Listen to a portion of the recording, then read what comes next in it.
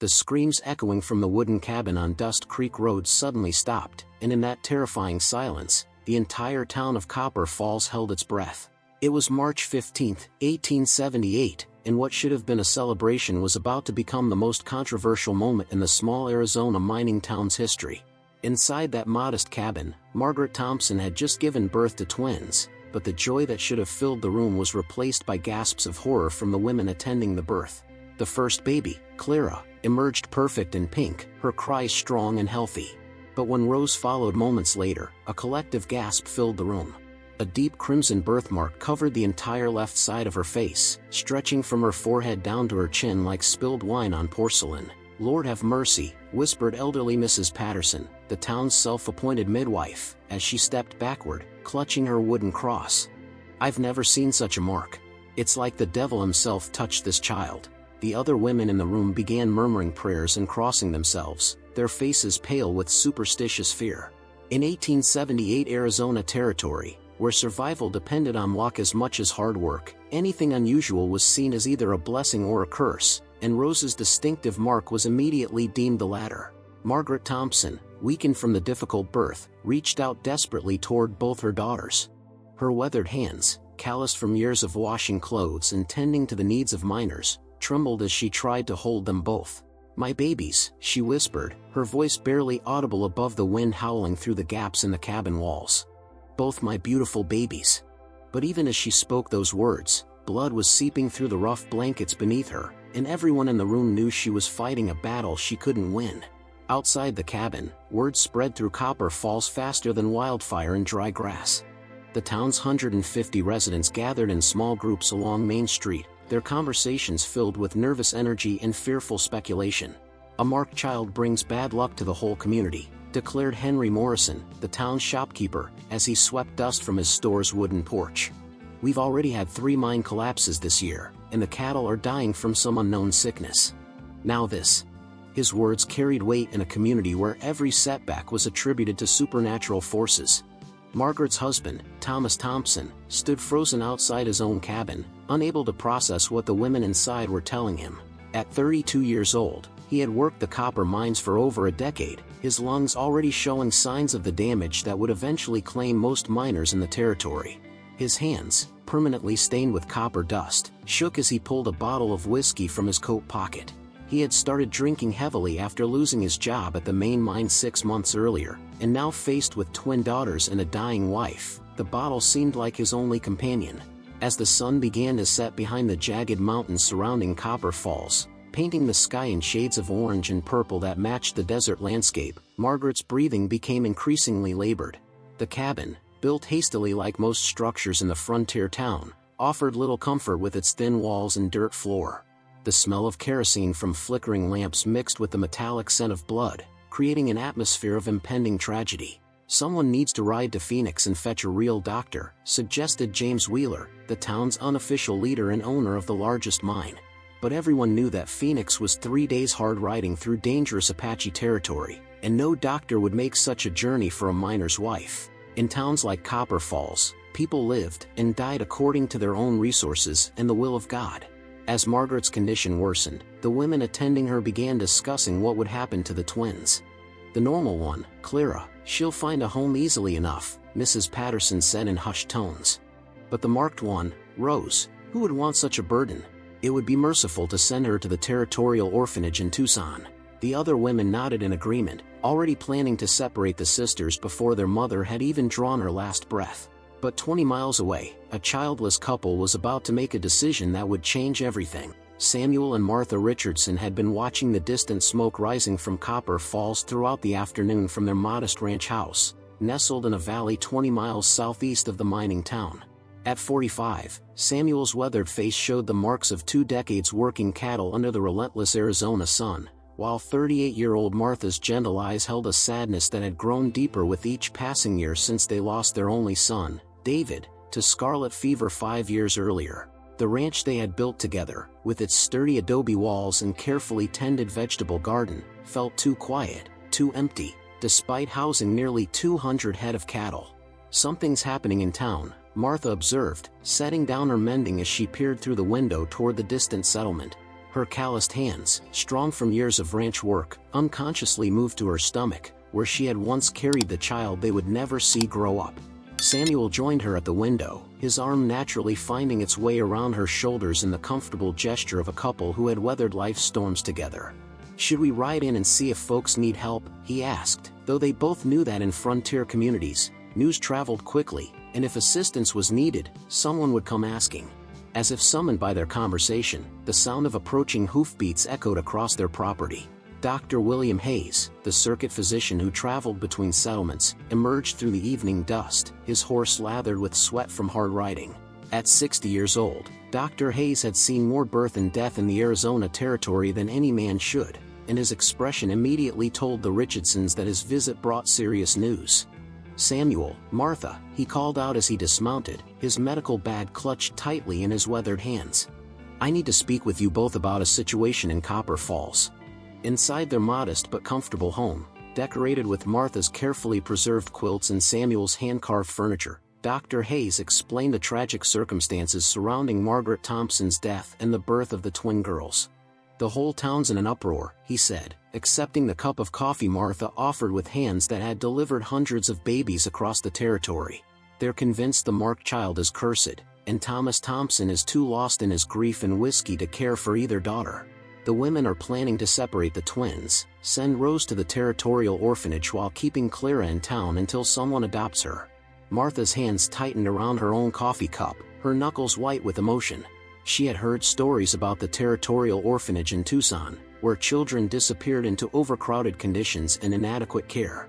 Many never lived to see their 5th birthday, victims of disease, neglect, or the harsh realities of institutional life in the frontier. "A birthmark," she said quietly, her voice filled with disbelief. "They want to separate sisters over a birthmark."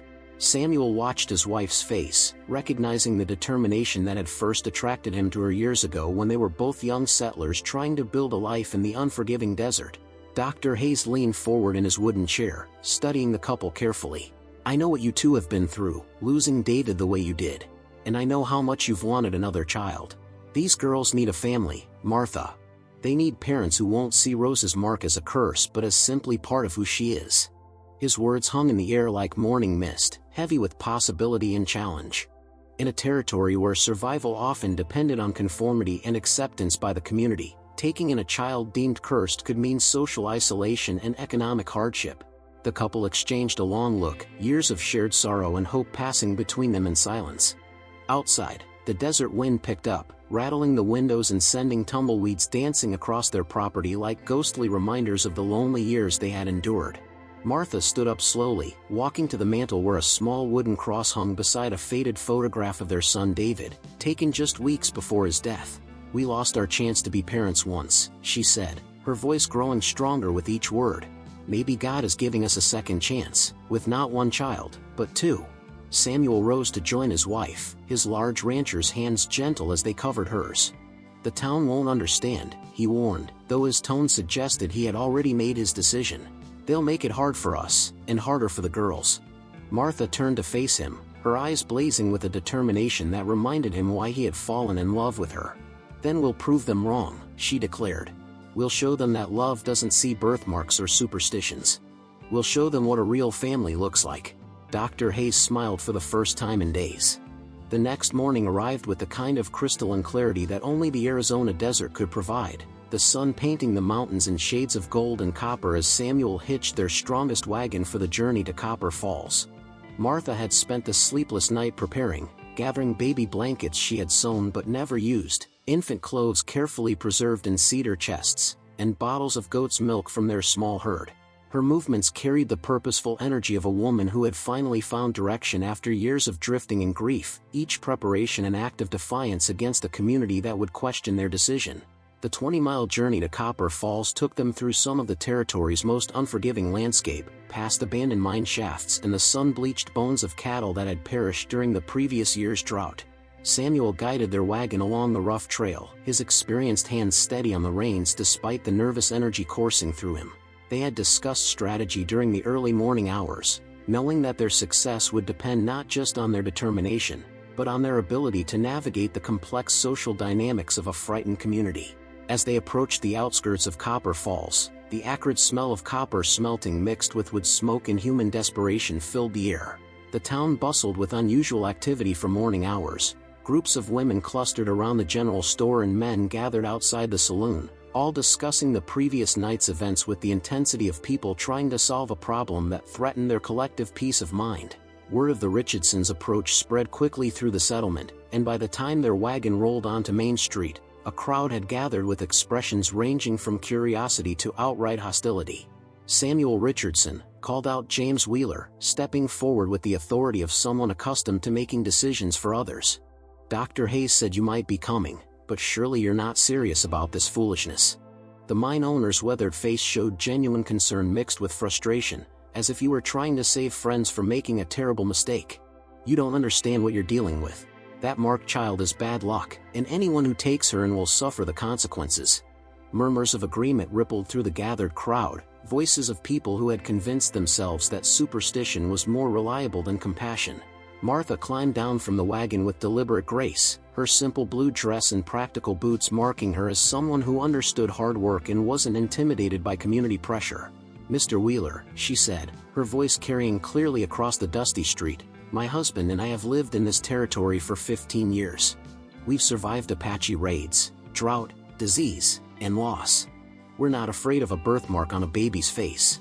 Her words created a ripple of uncomfortable silence, forcing people to confront the reality of what they were actually discussing. Inside the Thompson cabin, they found Thomas slumped in a wooden chair, an empty whiskey bottle at his feet and tears streaming down his dirt-stained face. The twins lay in a makeshift cradle crafted from a mining crate, Clara sleeping peacefully while Rose's tiny fist waved in the air, her distinctive birthmark vivid against her pale infant skin. The contrast was striking, yet Martha saw immediately that both babies possessed the same delicate features, the same potential for beauty and life. "Thomas," Samuel said gently, kneeling beside the grieving father, "we want to give your daughters a home, both of them, together." The broken man looked up with bloodshot eyes, struggling to focus on the faces of people offering hope in his darkest moment. "The town says Rose is cursed," he whispered, his voice hoarse from crying and drinking. "They say she killed Margaret, that keeping her here will bring more death." Martha knelt on his other side, her voice firm but kind. "Your wife died because childbirth is dangerous out here, Thomas. Not because of some superstition. Rose is innocent, and she deserves the same chance at life as her sister." Outside, the crowd's murmuring grew louder, with Mrs. Patterson's voice rising above the others. "It's not natural to keep them together. The marked one should go to the orphanage where she can't influence decent folk." But Martha was already lifting both babies, Clara in her left arm and Rose in her right, feeling the weight of two small lives that would transform her empty house into a home again. Samuel gathered the few baby items Margaret had prepared, his jaw set with determination as he prepared to face whatever resistance waited outside. The confrontation that followed would define not just the twins' future, but the moral character of everyone involved.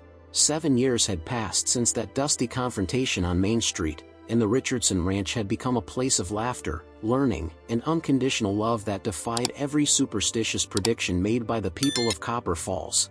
Clara and Rose, now vibrant 7-year-old girls, raced across the property on their morning chores, their voices echoing across the desert landscape as they fed chickens and collected eggs with the practiced efficiency of children raised to understand responsibility and teamwork. Rose's birthmark, rather than fading, had become more distinctive with age, but her radiant smile and infectious laughter had long since overshadowed any physical differences in the eyes of those who truly knew her. Martha watched from the kitchen window as her daughters worked together, Clara naturally gravitating toward tasks requiring interaction with visitors while Rose excelled at anything involving animals or careful observation. The supposed cursed child had proven to have an almost supernatural ability to calm frightened horses, predict weather changes, and spot problems with livestock before anyone else noticed. Samuel often joked that Rose's curse was actually a blessing that made their ranch more prosperous than it had ever been before the girls arrived. The irony was not lost on either parent that the very community that had rejected Rose now regularly sought Samuel's advice about cattle and farming, prosperity they all attributed to his hard work rather than acknowledging Rose's contributions.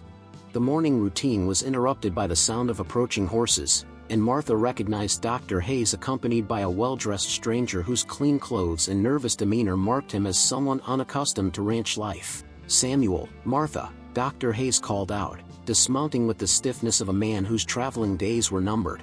"I'd like you to meet Professor Jonathan Mitchell from the University of Arizona in Tucson.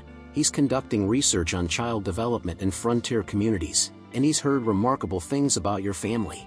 The professor, a thin man with wire-rimmed spectacles and careful movements, extended his hand with academic politeness. "I've been documenting the outcomes of children raised in various circumstances throughout the territory," Professor Mitchell explained, his voice carrying the measured tones of someone accustomed to presenting research. "The reports I've received about your daughters, particularly about Rose's development and abilities, contradict everything the medical community believes about children born with significant facial birthmarks. In most communities, such children are institutionalized or hidden away, but your Rose appears to be thriving in ways that challenge our understanding." His words carried weight that transcended mere academic curiosity, suggesting that the Richardson family's courage had implications far beyond their own lives. As if summoned by the conversation, both girls approached the group, Clara with her natural confidence and Rose with the quiet dignity that had always marked her character. Professor Mitchell's professional composure faltered slightly as he observed Rose's interaction with her surroundings, the way she unconsciously calmed his nervous horse with gentle touches and soft words, her birthmark becoming simply another feature rather than a defining characteristic. "The medical texts describe children like Rose as typically withdrawn, intellectually limited, and socially maladjusted," he said quietly. "Yet I'm observing the opposite of everything those texts claim." Clara, never one to let adults talk about her sister without including her in the conversation, stepped forward with 7-year-old directness. "Rose is smarter than anyone in Copper Falls," she declared with fierce loyalty. "She taught me how to read animal tracks, and she can tell when storms are coming 3 days before they arrive. The only people who think she's different are the ones who never took time to know her." Rose smiled at her sister's defense, her hand finding Clara's in the automatic gesture of twins who had never known a day apart, their bond strengthened rather than weakened by the challenges they had faced together. Samuel and Martha exchanged the look of parents whose faith had been vindicated by time and love. The ranch that had once felt empty now overflowed with purpose. The girls who had been rejected by superstition had become living proof that acceptance and love could triumph over ignorance and fear. Professor Mitchell's research would eventually challenge medical assumptions about facial differences, but for the Richardson family, the real victory was simpler and more profound. They had created a home where both daughters could flourish exactly as they were. As the sun set behind the mountains, painting the sky in familiar shades of copper and gold, the Richardson family gathered for dinner, their conversation filled with plans for tomorrow's adventures and dreams for the future. In choosing love over superstition, they had not only saved 2 little girls but had also discovered the true meaning of family. Thank you for watching this incredible story of love, acceptance, and the power of choosing compassion over prejudice. If this story touched your heart, please like this video and subscribe to our channel for more inspiring true stories from the American frontier. What did you think about the Richardson family's brave decision? Share your thoughts in the comments below, and let us know what historical stories you'd like to see next. Hit that notification bell so you never miss our weekly uploads of amazing untold stories from the past.